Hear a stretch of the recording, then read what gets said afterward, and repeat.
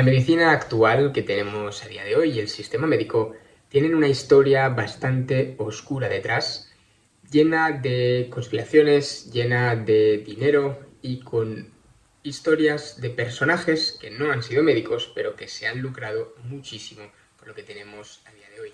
Es que no sé si alguna vez te has preguntado si hubo otra medicina, si antiguamente también era así o si se practicaba otro tipo de medicina y en qué momento todo cambió para que la medicina se redujera a tratamientos de síntomas y no a prevención, a intentar o a esa visión, mejor dicho, de que el cuerpo es una máquina rota que no para de fallar y que tenemos que solucionar con algo externo, ya sea un fármaco, una cirugía, una operación, una rehabilitación, cualquier tratamiento que viene siempre de algo externo y nunca miramos dentro. El por qué esta máquina que se supone que es perfecta, porque lo es, ¿por qué falla? ¿Por qué una creación tan perfecta del universo tras miles y miles de años de evolución falla tanto constantemente a día de hoy?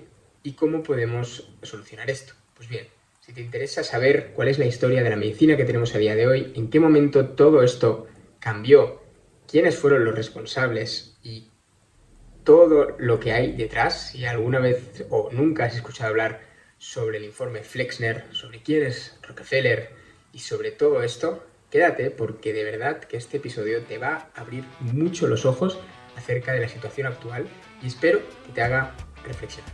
Así que lo vemos en el podcast multipotencial de Renace.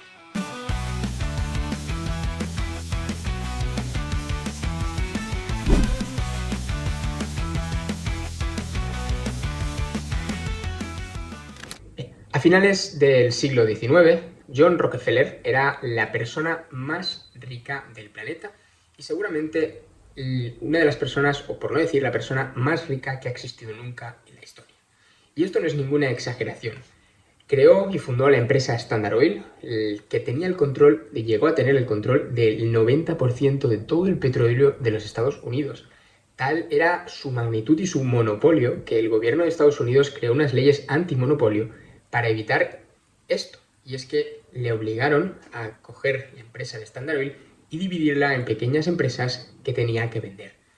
Fruto de esto, se dice que se cabreó muchísimo, lo que parece lógico, pero era normal que el gobierno de Estados Unidos quisiera proteger su economía y sus monopolios, ya que su economía capitalista y su competencia de mercado no permitía que hubiera un monopolio así de grande, y tuvo que dividir esa empresa grande, como he dicho, en pequeñas empresas. Algunas de ellas siguen vigentes a día de hoy.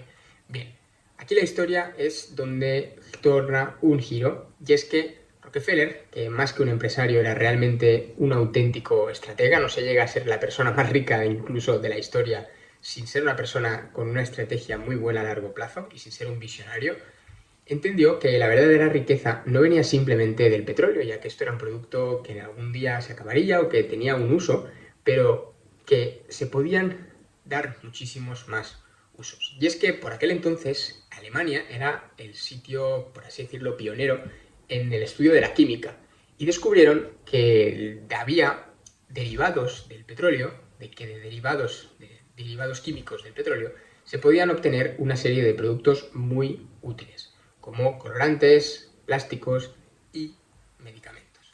Y es que sí, uno de los derivados más importantes de este petróleo eran los compuestos químicos sintéticos que se utilizaban o se podían empezar a utilizar para hacer fármacos.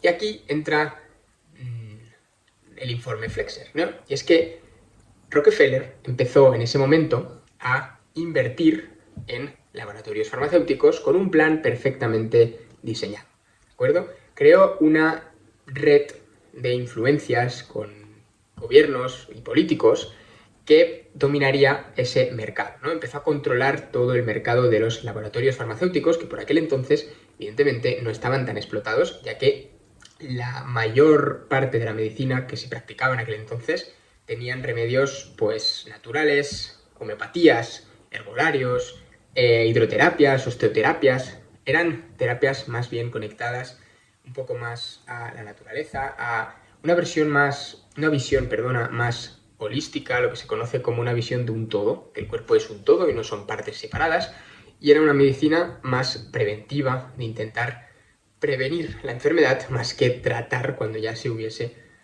dado ese problema o esa enfermedad. Y una vez se daba esa enfermedad, se intentaba encontrar un enfoque holístico que incluyera el trabajo físico, el trabajo mental, el trabajo espiritual, distintas terapias que llevaban milenios practicándose, eran conocimientos ancestrales.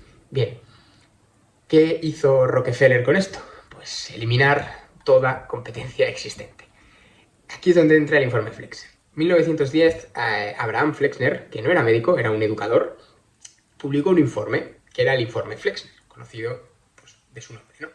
Este informe, que fue financiado por la Carnegie Foundation, que tenía lazos muy estrechos con Rockefeller, estaba directamente conectada con Rockefeller, financió este informe, cuyo objetivo era estudiar, o por así decirlo, reformar la educación médica de los Estados Unidos y de Canadá, ¿no?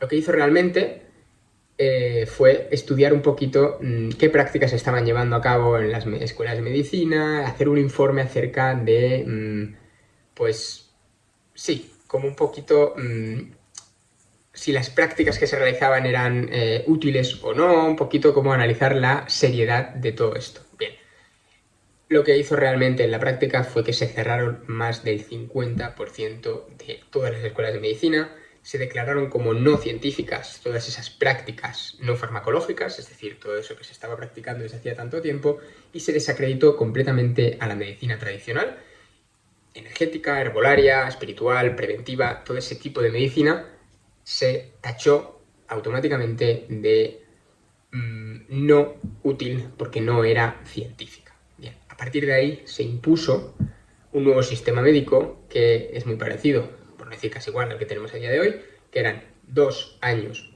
de ciencia básica, fisiología, bioquímica, microbiología, un poquito de entendimiento del cuerpo, y 2 años de clínica práctica, ¿no? En un hospital. Bien, hasta aquí parece todo que incluso podría llegar a ser bueno, ¿no? Estás haciendo un informe sobre las prácticas médicas que se realizan, pues analizando si son realmente útiles o podrían mejorar, haces un informe, declaras que son poco útiles y que pueden mejorar mucho, que no son científicas, que tienen que empezar a utilizar el método científico, etcétera, etcétera, y impones unos estudios de 2 años de estudio del cuerpo interno, luego 2 años de práctica clínica, hasta que incluso podría parecer bueno. El problema viene a ser que todo el conocimiento debía ser cuantificable, medible, replicable, todo esto parece bueno, pero sobre todo patentable. Y aquí es donde entra Rockefeller, ¿no? Y es que los únicos en ese momento que podían proveer de esos fármacos que se necesitaban para tratar, es decir, estaban cambiando el sistema médico y enseñando a los nuevos médicos a tratar las enfermedades con fármacos. ¿Quién podía suministrar esos fármacos? Exacto, las empresas que hacía años Rockefeller había empezado a financiar y había empezado a invertir en ellas. Y como la industria no estaba preparado para ello, ya que literalmente Rockefeller cambió toda una industria entera, la forma de proceder de toda una industria y toda una ciencia entera, no estaban preparados para fabricar esos fármacos y hacerle competencia. Y por tanto él se quedó con todo el pastel. Se fue de un monopolio para entrar en otro y crearlo él mismo. Hay que reconocer que este Rockefeller era un genio de las finanzas y un genio de los negocios. O sea, literalmente modificó toda una industria entera y la hizo a su favor para beneficiarse de ello y crear un monopolio de la nada. Quiero decir, esto realmente a nivel empresarial es absolutamente increíble. Ahora, a nivel ético, bueno, es bastante discutible y nos ha traído muchísimos problemas que tenemos a día de hoy. Y es que a partir de este momento, todas las universidades empezaron a recibir enormes sumas de dinero de la organización, de la Fundación Rockefeller, ¿no? Que era una fundación filantrópica, es decir, una fundación que se supone tenía el objetivo de ayudar a la humanidad, de intenciones buenas, ¿no? Pues bien, esta fundación empezó a financiar todas las universidades de medicina con muchísimo dinero, pero tenían condiciones. Estas financiaciones, evidentemente, tenían una condición, y es que las universidades de medicina tenían que eliminar todas las cátedras de medicina natural, tenían que estar alineadas sus enseñanzas con la enseñanza del modelo farmacológico y tenían que promover la investigación que beneficiara al nuevo programa o el nuevo paradigma químico industrial, ¿de acuerdo? Así, poco a poco es como se construyó el modelo médico que conocemos todos a día de hoy, donde el diagnóstico es una etiqueta que te ponen y que te convierte en un cliente prácticamente de por vida en muchos casos, donde los síntomas se tratan y se tapan, pero no se investigan ni se van a buscar las causas para que no vuelvan a suceder, donde el cuerpo humano se ve como es una máquina rota, como os he dicho al principio, esa visión de que es una máquina rota, que no para de fallar y que tenemos que arreglar con cosas externas. Donde los médicos, además, formados durante años, ni siquiera estudian prevención de enfermedad, nutrición, que a día de hoy algo de nutrición sí que estudian, pero se sustituyó todo ese conocimiento ancestral, todo ese conocimiento que se llevaba años practicando y al que deberíamos de prestarle también atención, se eliminó por completo y se sustituyó por uno donde la solución número uno era el fármaco. Era algo patentable, algo vendible. Y esto hay gente que puede estar de acuerdo, gente que puede no estarlo.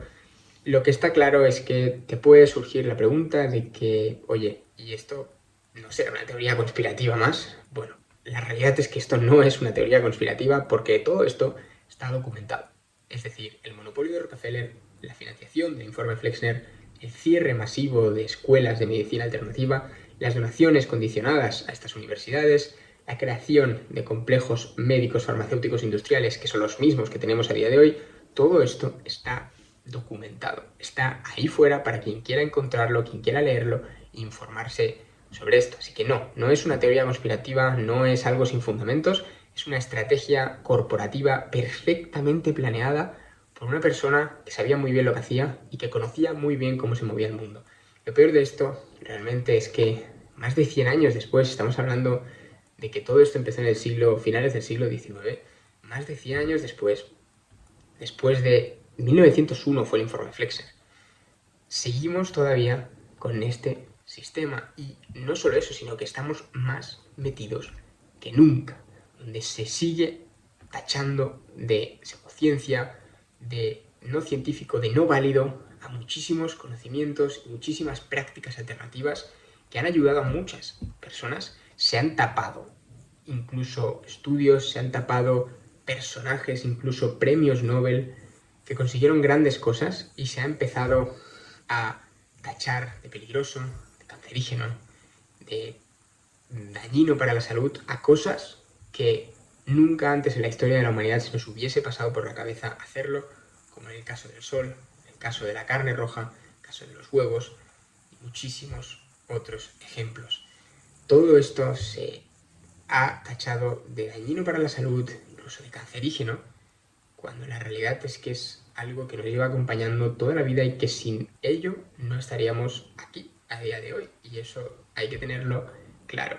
Y a cambio de eso se ha sustituido por, si os fijáis siempre, productos vendibles, productos patentables.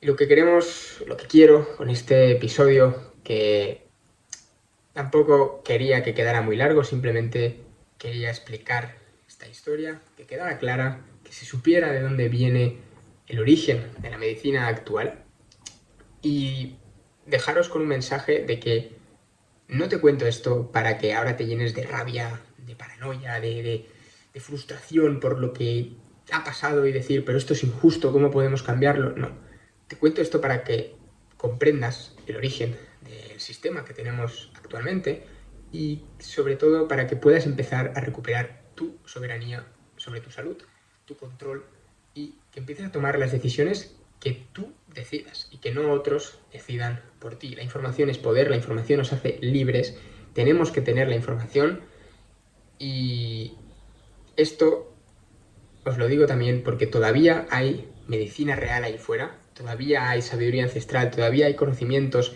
incluso empíricos, tradiciones que se llevan usando muchos años que a día de hoy se han demostrado científicamente por ciencia honesta, por ciencia no financiada, por ciencia real, ¿de acuerdo?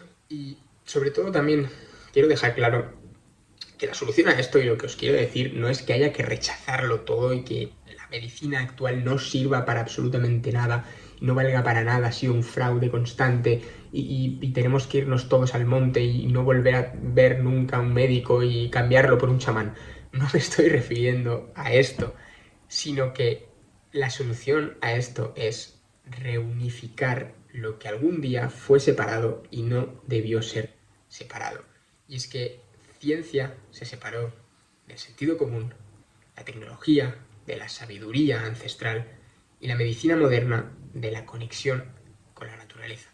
Tenemos que volver a juntar todo esto que nunca debió ser separado, que se separó aposta para beneficiarse económicamente de esto, de trabajar con tu mente, manipular tu mente, trabajar con tu miedo, trabajar con ese sentimiento de pertenencia, que luches contra los que no opinan así porque están intentando dañar la salud pública, porque están intentando...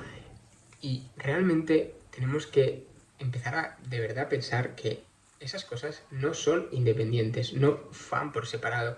La ciencia y la medicina natural, la medicina farmacológica y la medicina natural no son dos cosas que tengan que pelearse entre sí, son dos cosas que pueden trabajar juntas, trabajar unidas para realmente crear sistemas y crear tratamientos muy efectivos y muy buenos. Y esto lo he visto ya con distintos ejemplos de personas, distintos doctores que tienen un enfoque más holístico, lo que se conoce ahora que se ha popularizado como medicina integrativa, y que combinando tratamientos médicos farmacológicos con terapias alternativas han conseguido enormes resultados y cosas que se creían incluso hasta imposible, como muy difíciles de conseguir, como curar ciertas enfermedades y demás. Así que, de verdad, volvamos a unir todo lo que fue separado un día, absorbamos todo ese conocimiento, aprendámoslo, intentemos usar todo lo que nosotros aprendemos como buenos multipotenciales que estamos escuchando esto, que somos de querer saberlo todo y luego coger diferentes cosas de diferentes temas, unificarlas para encontrar soluciones únicas. Vamos a hacer lo mismo con esto, vamos a coger todo el conocimiento que podamos de distintas áreas y vamos a utilizarlo a nuestro favor para saber qué hacer o lo mejor que podamos hacer en cada caso. Así que nada, quería dejar por aquí esta historia que a mí cuando la aprendí me voló la cabeza y me dejó, bueno, me abrió mucho los ojos, que es sobre todo lo que quiero que os haga este podcast. Quiero que tenga ese efecto, que os abra los ojos a dónde surgió todo esto y qué es lo que tenemos a día de hoy. A partir de aquí sois vosotros libres de pensar y de sacar vuestras propias conclusiones, pero esto ha sido todo por hoy. Espero que os haya gustado mucho este episodio. Gracias por llegar hasta aquí. Si os ha gustado, creéis que esto puede ayudar a abrir los ojos a alguien conocido, compartirlo y nos vemos en el siguiente episodio del podcast Multipotencial Real.